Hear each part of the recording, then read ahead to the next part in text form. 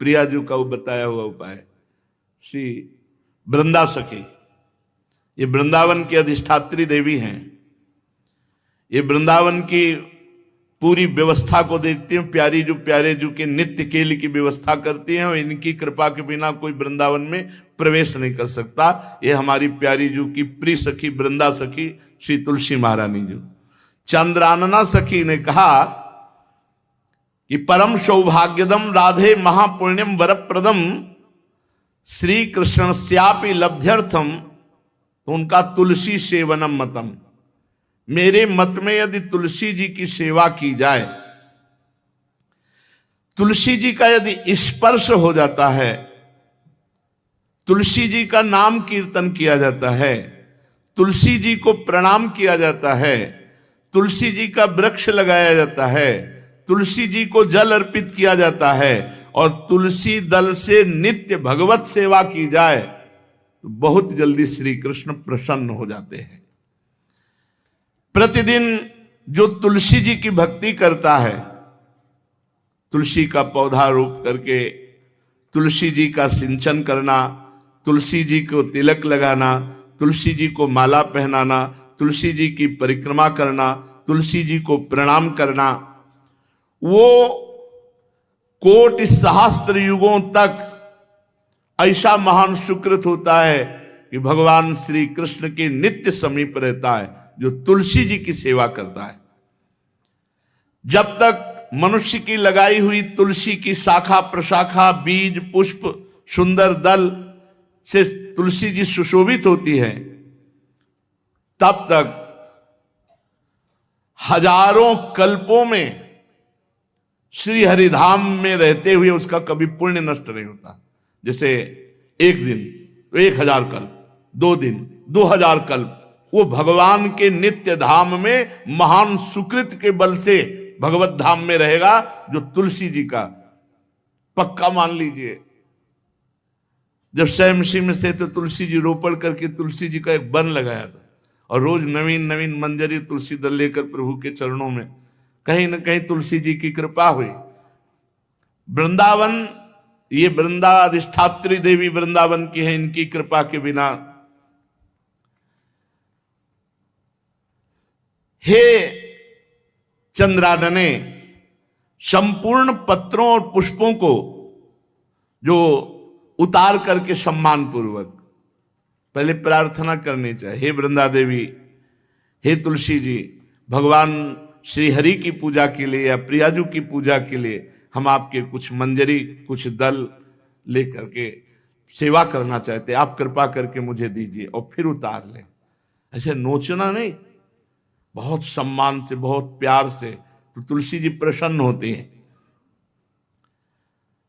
जो मनुष्य तुलसी दल से श्री हरि की पूजा करता है, कोई भी पाप उसका स्पर्श नहीं कर सकता। पूर्व में किया हुआ कोई भी पाप उसको दंड नहीं मिलेगा, जो तुलसी जी की आराधना नित्य करता है। अब इतना जल भी ना चढ़ा दे, हमारे पुण्य हो जाए और तुलसी जी अंतर ध्यान।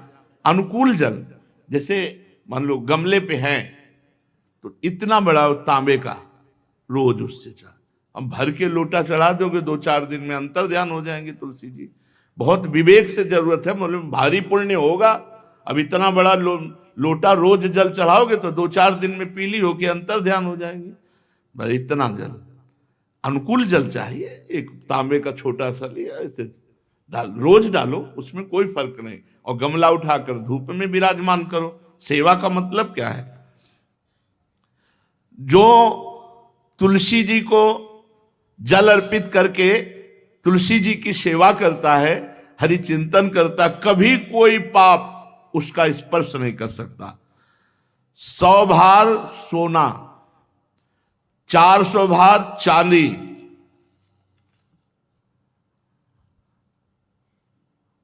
का जो दान करने का फल होता है, वो एक तुलसी दल उतार, जो अपने द्वारा लगाई हुई तुलसी दल, वो हरि के चरणों में अर्पित करो। ये 100 भार सोना और चांदी बराबरी नहीं हो सकती। कितना महत्व है। जो रोज तुलसी दल चयन कर, द्वादशी को ना चयन करे, द्वादशी को मतलब बहुत बड़ा अपराध लगता है तुलसी दल का, इस मतलब तुलसी के वृक्ष का भी स्पर्श न करे।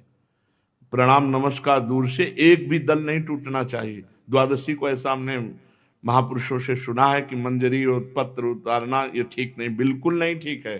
ब्रह्म हत्या का फल लगता है, अगर जो पाप लगता है अगर कोई द्वादशी को तुलसी चयन, बहुत सावधानी से।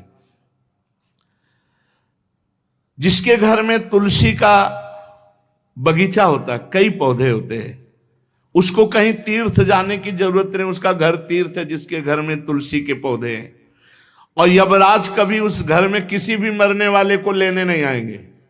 जिसके घर में तुलसी, लगा लो भैया तुलसी लगा लो घर में, काहे कोई यमराज को आने दोगे। सबके घर में तुलसी, कितना सुंदर पहले था।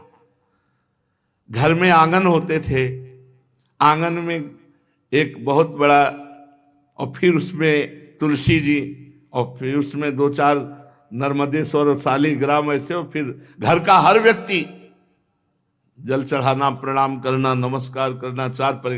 कितनी पवित्र पद्धतियां हमारी थी।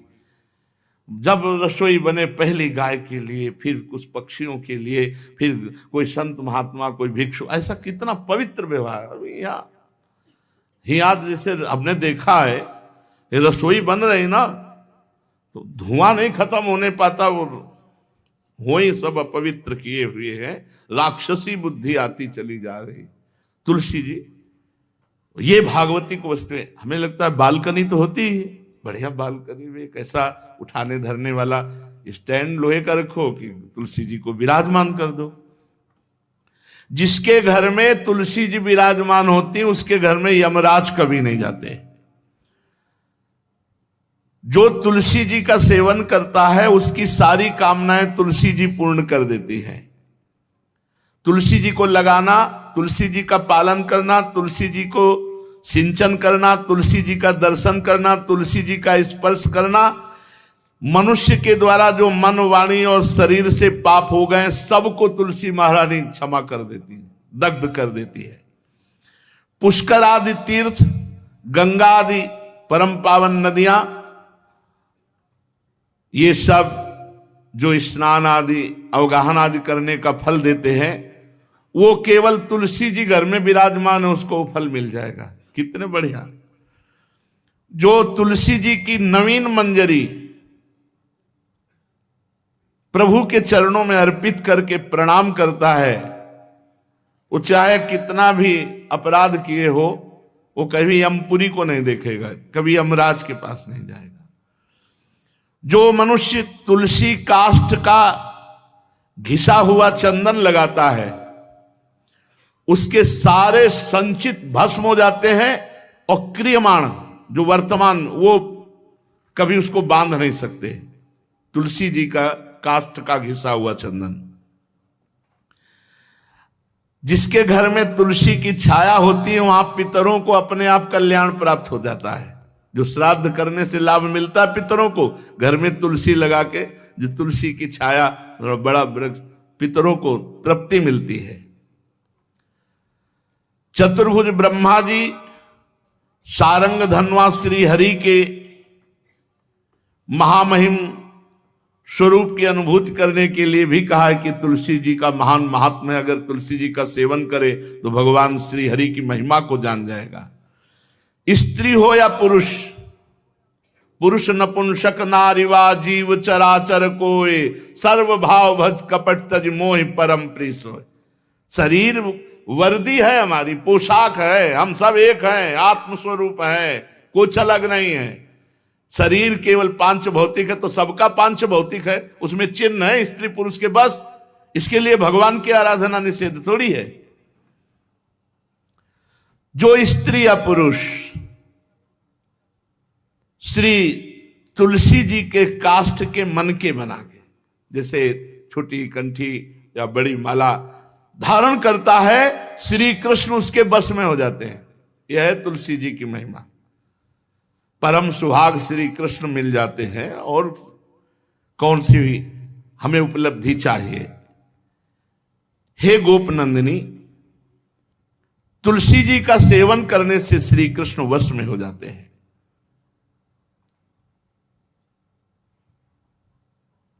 जो तुलसी की माला से नाम जप करता है, काउंटर वाली बात तो स्मृति के लिए भाई है, हम निषेध नहीं करते, नहीं बहुतों के भजन बंद हो जाएंगे, पर हम इतनी महिमा जरूर बता देते हैं कि तुलसी माला से जो नाम जप किया जाता है उससे आध्यात्मिक सिद्धि बहुत जल्दी होती है।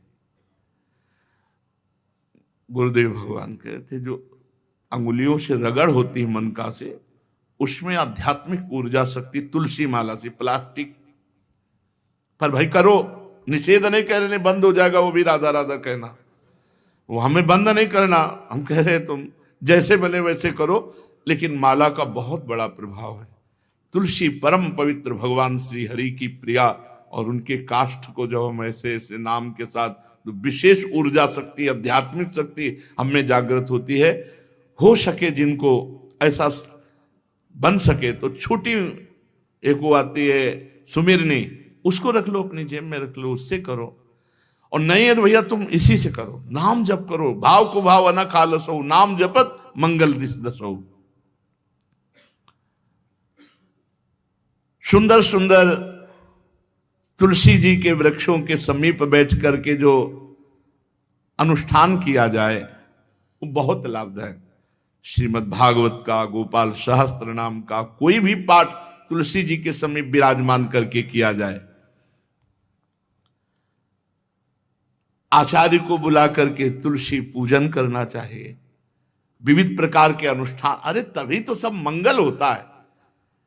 पहले था, हमने देखा है, 4 बजे माताजी दरवाजे के सामने लीपती, रोज का काम। जो पुराने घरों में देहरी के आगे आके 4 बजे लीप करके वहां अपना चौकपुर के दीपक जला, मतलब क्या पवित्रताएं थी, क्या मंगल था।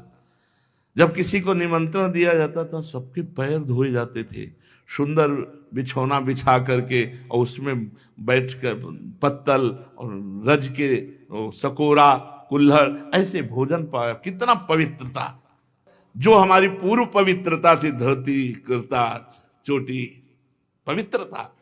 मान लो अगर बाहर जा रहे तो पैजामा कुर्ता, ऐसे बहुत पवित्र पोशाकें थी, पवित्र आचरण थे, पवित्र खान पान था। घर में जाओ तो एक पवित्रता, एक किसी भी घर में ऐसा नहीं था कि देव मूर्ति ना विराजमान हो, किसी भी घर में ऐसा नहीं था तुलसी जी विराजमान न हो, 1-2 गाय जरूर होती थी, पवित्रता। अब तो बड़ा विचित्र, ये भारतीय गौएं जो श्वेत रंग की, जो अरुण रंग की, जो सींग वाली हैं, वो उनका आप दुग्ध देखिए, दूह कर रख दीजिए, स्वर्णिम कांति छाई मिलेगी। ये हमारी भारतीय पद्धति, ये हविष्यान्न, इससे देवताओं का, भगवान का, सबका अभिषेक पूजन होता है। शुद्ध गाय जो हमारी भारतीय है, तीला है उसके जैसे निकला हुआ, वो भगवान ने सेवा की है। हमारे गोविंद भगवान का नाम ही गोविंद, गौओं के इंद्र। भगवान सुबह से निकल जाते थे, शाम तक गौओं को चराते थे। बड़ा तो किशोरी जी ने श्री तुलसी जी के पूजन की बात, भगवान गोपियों से वादा किए थे कि अब तुम्हें अगली पूर्णिमा को रास, अब रास बिना रासेश्वरी के नहीं हो सकता, लिखा हो चाहे ना लिखा हो। कोई भी विद्वान, कोई भी प्रवक्ता इस बात को बतावे, कहते हैं भागवत में राधा नाम नहीं लिखा है, भागवत राधामय ही है। सांद्रानंद घन प्रेम मूर्ति किशोरी, बिना लाडली जू के कोई रास बता दे कहीं भी, कभी भी, कैसा भी। महारानी जू के बिना रासेश्वरी के रास हो ही नहीं सकता, लिखा हो चाहे ना लिखा हो। क्यों नहीं लिखा? याते श्री सुख प्रगट कियो नहीं, जहां बोले राधा तो समाधि लग जाती हो, यहां 7 दिन में तक्षक काटना है। श्री सुखदेव जी ने महारानी जी का नाम, हरिराम व्यास जी कह रहे, याते श्री सुख प्रगट कियो नहीं, जानिसार को सार परम धन, राधा नाम आधार। वैसे तो रोज संकेत वन में, पीछे हमने चर्चा की थी, प्रेम सरोवर में प्रियालाल मिलते थे, नंदगांव बरसा में। आज लालू ने एक नई लीला रची, गोप देवी लीला है। श्री लालजू महाराज प्रियाजू को रास के लिए उन्होंने सोचा एक बार छलिया रूप रख करके महल में प्रवेश करते हैं, देखते हैं लाडली जू पहचानती है कि नहीं, और कितना प्यार लाडली जू करती है। महाराज तो जो रूप धारण करें तो सभी सुंदर हैं, तो सुंदरता के समुद्र हैं। जब नकबेसर धारण करते ना, अंजन और घूंघट नीलांबर का, महाराज हृदय चूर चूर हो जाए, ऐसे सुंदर है। गोरी किशोरी भी चकोरी है जिनकी, नीलांबर धारण करके, और जिस समय लाली लगा के महाराज अपने राधा पी जी को कभी कभी जब आते हैं तो देखो ऐसा लगता है यार बलिहार है महाराज, जो रूप धारण करते हो सीधे हृदय पर प्रहार करते हो। प्रभु ने गोप देवी का रूप धारण किया, गोपांगना का। श्री चरणों में नूपुरों की झनकार, कटी में करधनी जिसमें क्षुद्र घंटिका लगी हुई हैं। अद्भुतम गोपिका रूपम चलत झंकार नूपुरम किंकिणी घंटिका शब्द मंगुलीयक भूषितम। बड़ी दिव्य अंगूठियां धारण किए हुए अंगुलियों पे, कमर में करधनी जो रुंझुन रुंझुन, श्री चरणों में नूपुर, और रत्न कंकण केयूर मुक्ताहार विराजितम।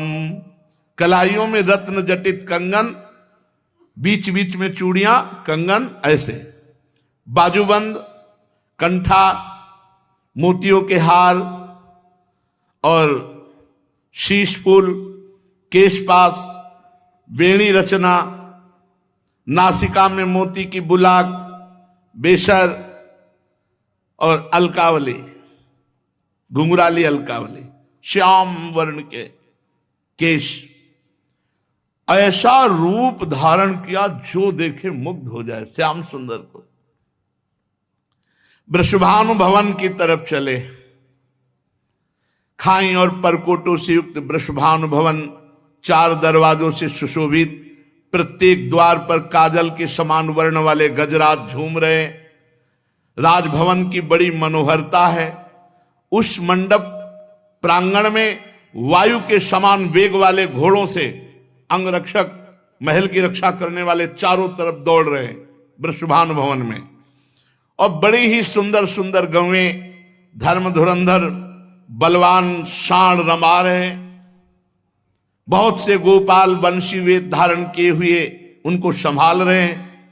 वृषभानु जी का भवन क्या है, ऐसा लगता है कि विश्वकर्मा ने पूरी कला कौशल लगा दी, और महारानी जी के लिए भवन के अंदर ही बगीचा, झरना, सरोवर, सब कोटि कोटि सूर्य के समान कांति वाली सुंदर सुंदर मणियां खंभों में जटित हैं, जिससे प्रकाश फैल रहा है। रत्न मंडित आंगन, बहुत से रत्न स्वरूप भूमि पे जटित हैं, और वहां वीणा, ताल, मृदंग आदि बाजे बजाती हुई बहुत सी मनोहर सखियां फूल छड़ी लिए हुए दरवाजे पर खड़ी हैं, संगीत बज रहा है। उस अंतापुर में दिव्य विशाल उपवन की छटा छटक रही। भीतर ही अनार, कंद, मंदार, नींबू तथा अन्य ऊंचे ऊंचे वृक्ष लहला रहे। केतकी, मालती, माधवी लताएं बड़ी सुंदर वृक्षों का आलिंगन किए हुए श्री राधा निकुंज महल के अंदर ही कल्प वृक्ष के फूलों की सुगंध से भौरे मत वाले हो रहे हैं। शीतल मंद सुगंध वायु चल रही है। कहीं सहस्त्र दल कमलों के पराग को बारंबार वायु बिखेर रही है।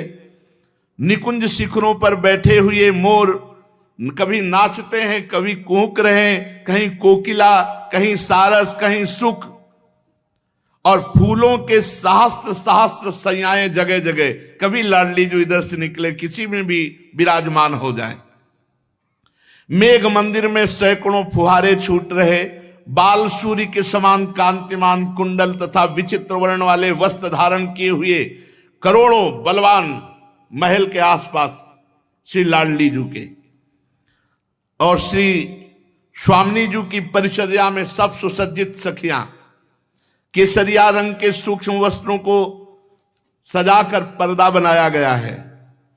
जलज पुष्प, थलज पुष्प, जगह जगह पल्लव बिखेरे गए हैं और घुटनों तक पुष्पों का पराग महारानी जो चलेंगे राजभवन में।